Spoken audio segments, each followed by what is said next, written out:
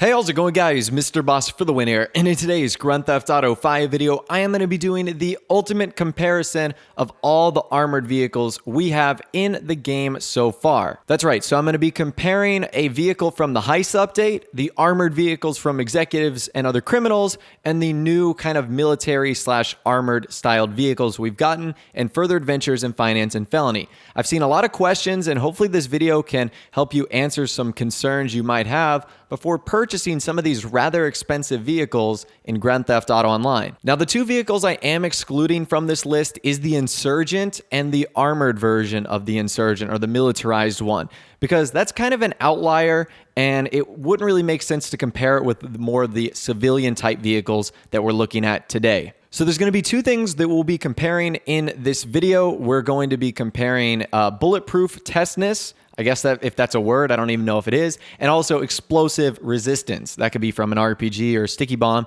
Any sort of explosive, we are going to test that. And let's start with the new vehicle. So the first question I've gotten is, how powerful is the Brigade? Well, it's slightly a little underwhelming than you might think. And this video is kind of here to serve as a warning that not only is the Brigade not bulletproof in its windows, but it's also not explosive proof. That's right, the Brigade is not armored. So for as much horsepower and pushing power and stopping power that it has, and as big as it might be, at the end of the day, it will still get slowed down just as easily as every other vehicle with the same old RPG, sticky bomb, or proximity mine. And if you're inside of the vehicle, you're going to be subject to stray bullets coming in and hitting you. And this is especially dangerous when 4 out of your 6 passengers have to ride on the outside of the vehicle. So just be aware of that when you are purchasing, or if you do decide to purchase the new Brigade, that it is 0% armored and 0% bulletproof. Keeping in line with the other vehicle that came with this update, this would be the Armored XLS from Benefactor, the only armored vehicle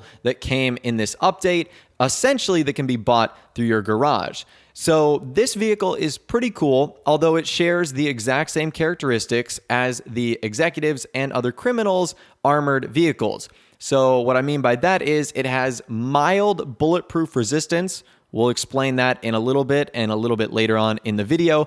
And it can survive one explosive without certainly some resistance. So if you are driving this vehicle and you are hit with a sticky bomb or an RPG, it will do some damage to your vehicle. Pieces will fall off. You'll most likely flip or tumble in the air, but you will survive, and that's the most important part. So this vehicle, like the others from Executives and Other Criminals, can survive one sticky bomb or one explosive, one RPG, whatever it's going to be. Now let's move on to the other vehicle that was kind of advertised as an upgraded militarized one. That is the Bravado Rambo Custom. Now, I'm actually kind of disappointed in this vehicle. The Rambo Custom, very similar to the Brigade, does not have any bulletproof features or explosive resistance armor on there.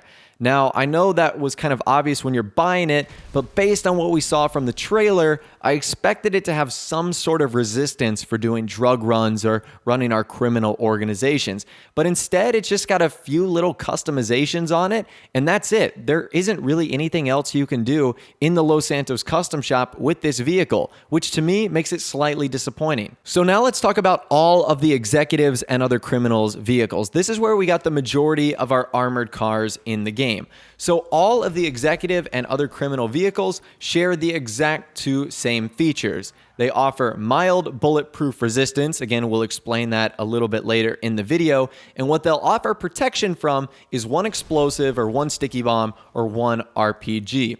You're essentially getting the best of both worlds, as again I'll explain later on, between vehicles like the Kuruma and the Insurgent, and then some of the newer ones that were added like the Brigade and some other vehicles that are big and bulky but don't have that armor capability. So again, all the Executives and Other Criminals vehicles that we're looking at right now, whether it's the armored Shafter or whether it's the Cognoscetti 55, or whether it's the Baller LE, all of these are going to have the exact same armor standards. It doesn't matter if it's a sedan or the long wheelbase version or whatever. It's going to protect against one sticky bomb, one RPG, one explosive, and will be able to deflect some bullets that are sent from your enemies. Now let's compare that to the armored Kuruma.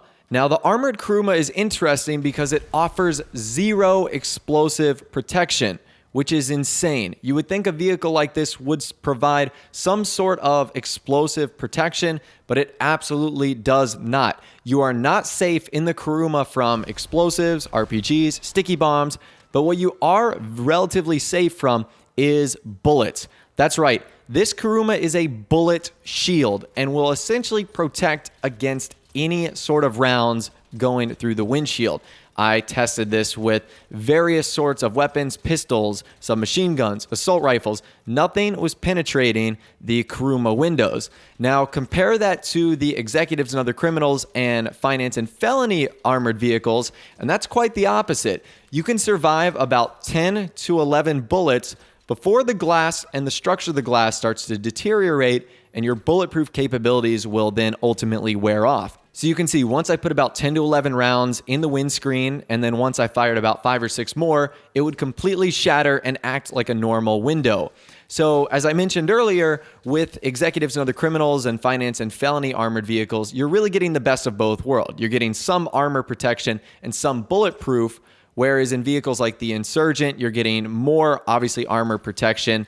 But then vehicles like the Kuruma, you're getting lots of bullet protection, but almost no explosive resistance. So here's my bottom line. I think you're going to need at least 1 or 2 of a few vehicles. I suggest as far as armored vehicles go, you always have a heavy Insurgent on hand. You always have a Kuruma, and then pick your litter from your favorite executives and other criminals and finance and felony vehicle. So whether you really like the new Benefactor XLS, whether you really like the Armored Shafter V12 or the Baller LE, pick one of those, because who knows, you might run up against a crew that only uses explosives, and in that case, one of the executives and other criminal vehicles would work best.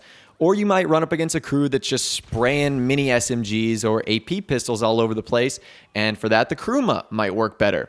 So different vehicles work for different situations, but I know a lot of people may be confused or may have been contemplating some of these decisions before ultimately making a purchase, because these vehicles are not cheap whatsoever. So I want to make sure that you guys are adequately prepared, informed, and know what you're buying before you spend your hard-earned money. And if I was able to do that with just one vehicle in this video, then I have accomplished what I wanted to do, and I have absolutely succeeded. So I'd love to hear from you guys in the comment section down below. Let me know what you think about the differences in armored vehicles in the game. Are you disappointed with some of the ones added from Further Adventures and Finance and Felony? Be sure to let me know what you think in the comment section down below. If you did go on to enjoy the video, a like rating would of course be awesome. And also subscribe to my YouTube channel if you are new.